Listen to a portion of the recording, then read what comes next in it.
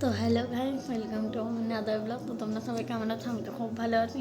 আর হ্যাঁ, আজকে আমাদের বাড়িতে লোকও আসতো, সাথে আমার জীবনে মানে কী বলবো, জিওর লাইন না থাকলে যে আমার কী অবস্থা হয়।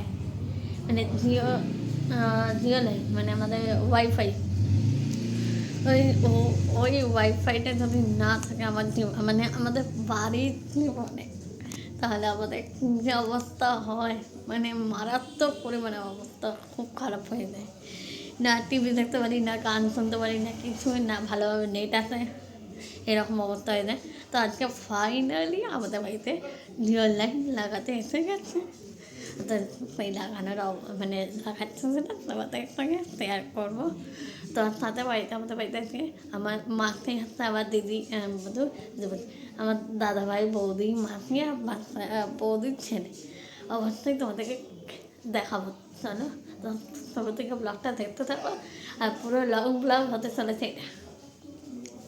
রাত 2:30-3টে অবধি এটা লং ব্লগ হবে তোমাদের সাথে। তো চলো দেখতে থাকো ব্লগ। বড্ড বেশি চাপের হয়ে যাচ্ছে মমতা ব্যানার্জির জন্য। হয়তো বাংলার বিধান এখনই দেখতে পাচ্ছেন তিনি, আর তারই প্রতিফলন ঘটেছে